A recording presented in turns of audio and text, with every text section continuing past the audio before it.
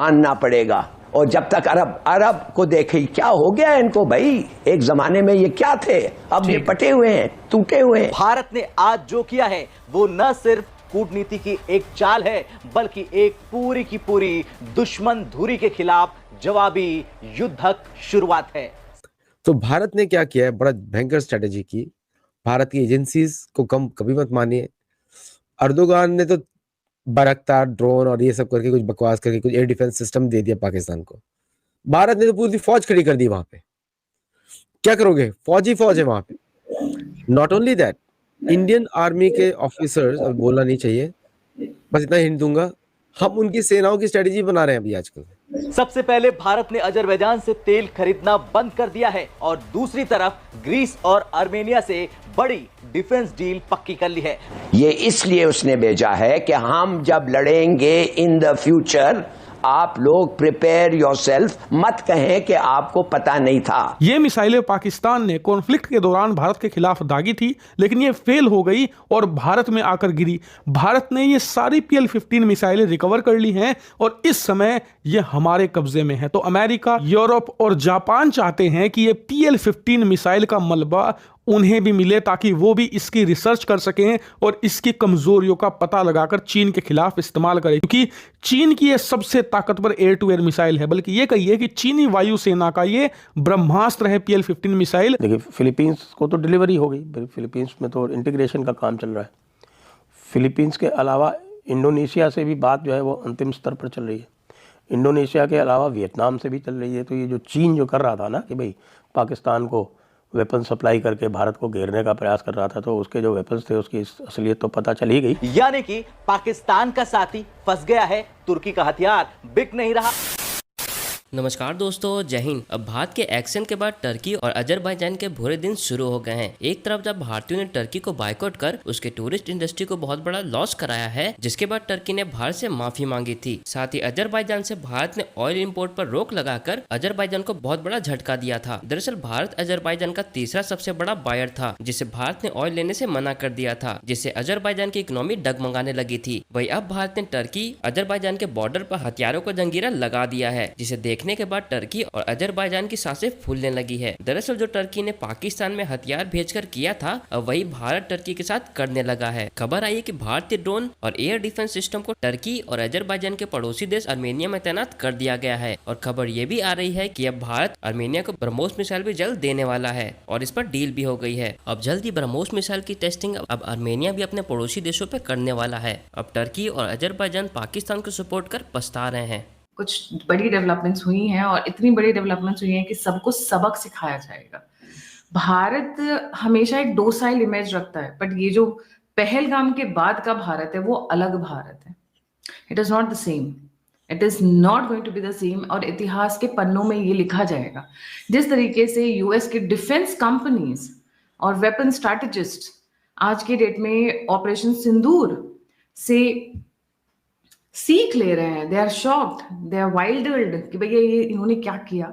उसी तरीके से कई देशों को भी सबक सीखने को मिल रहा है। उनको ये नहीं पता था कि उन्होंने हाथ गलत जगह डाल दिया है।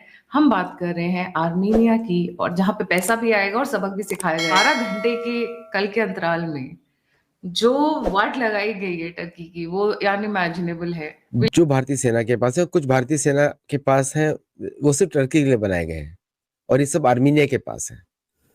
आकाश, पिनाका, एटैक्स, अंतरी, स्वाति, एंट ड्रोन्स, TC-20 मार्ग गन, अश्विन, ये सारे सिस्टम्स इसको दे दिए गए हैं आर्मीनिया को।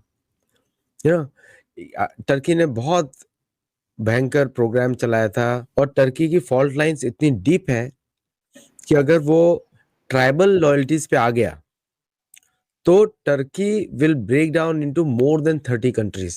30, हर डिस्ट्रिक्ट ही एक देश बन जाएगा वहां पे। तो भारत ने क्या किया है, बड़ा भयंकर स्ट्रेटेजी की। भारत की एजेंसीज को कम कभी मत मानिए। अर्दोगान ने तो बाराक्तार ड्रोन और ये सब करके कुछ बकवास करके कुछ एयर डिफेंस सिस्टम दे दिया पाकिस्तान को। भारत ने तो पूरी फौज खड़ी कर दी वहां पे। क्या करोगे, फौज ही फौज है वहां पे। Not only that, Indian army के ऑफिसर्स, अब बोलना नहीं चाहिए, बस इतना हिंट दूंगा, हम उनकी सेनाओं की स्ट्रेटेजी बना रहे हैं अभी आजकल। Okay, forget about other things. कैसे काउंटर करना है, कैसे युद्ध लड़ना है, even that we are doing now. तो इस बार अजरबैजान का जो इलाम प्रेसिडेंट है, इलाम उसका नाम है, उसकी चीखें निकल रही हैं, क्योंकि Azerbaijan is a Turkish colony too, उसमें वो आर्मीनिया की जमीन खाता रहता है every year, small encroachments everywhere. Armenia एक देश है जो एक नॉन मुस्लिम कंट्री है, क्रिश्चियन कंट्री बोलते हैं, लेकिन क्रिश्चियन उसको नहीं मानता हूँ, वो नेटिव आर्मीनियन कंट्री है। वहाँ के लोगों का वही रिलीजन, नेटिव रिलीजन है जो टर्की का है, जो अजरबैजान का है। सारे टेंगरी फॉलो करते हैं, सबके सब टेंगरी मतलब शिव जी का, महाकाल को फॉलो करते हैं। The only country which came forward was Bharat. और भारत ने जो वहां पे जो उनको आर्म किया है, मैं बता दूं कि अब जो भी युद्ध होगा अजरबैजान के साथ या टर्की के साथ, Armenia will win on both sides, अगर दोनों कंट्रीज भी एक साथ अटैक कर दे तो। और साथ में आर्मीनिया के लोगों के लिए there is a soft corner in Russia as well. तो रशिया में भी उनके देशों के लिए सॉफ्ट कॉर्नर है। तो यहाँ पे आर्मीनिया विल बी, मेरे को ऐसा लगता है फ्यूचर में, मैं I can tell you what I see actually, कि Armenia will become the next Israel of this, completely based on American भारतीय वेपन्स। यहाँ पे सारी भारतीय टेक्नोलॉजीज टेस्ट होंगी अगेंस्ट नाटो। तो नाटो का जितना भी टर्की का जो उसके पास प्लेन्स है, सब कुछ है, that will be tested against Armenia. And I won't be shocked कि आकाश तीर का पहला एक्सपोर्ट मार्केट भी आर्मीनिया हो। इसीलिए अर्दोगान बलबलाया घूम रहा है, अर्दोगान ने पाकिस्तान को दिए। भारत ने और भी कई नए जो वेपन्स बनाए हैं उसमें लोग इंटरेस्ट दिखा रहे हैं। सबसे पॉपुलर भारत का अस्त्र कौन सा है एक्सपोर्ट के लिए? सबसे पॉपुलर जो बिक रहा है, जिसको भारत आसानी से दे भी रहा है, वो है आकाश। अब ये आकाश सरफेस टू एयर मिसाइल है, इसकी रेंज करीब 25 से 30 किलोमीटर है। ये छोटे छोटे देशों के लिए बड़ी उपयुक्त है। जैसे आप ये देखिए, आर्मीनिया और अजरबैजान का जो युद्ध हुआ, तो आर्मीनिया के पास बहुत अच्छे टैंक्स इत्यादि थे, लेकिन ये जो इनके बैरक्टर ड्रोन्स थे, इनके कारण उनको पीछे हटना पड़ा। उनके टैंक्स जो हैं वो बड़ी मात्रा में उनका नुकसान हुआ। उनके पास एयर डिफेंस नहीं थी। उन्होंने बड़ी मात्रा में ये ख़रीदा है भारत से। ये और भारत की ब्रह्मोस मिसाइल की तो खैर बात ही क्या है।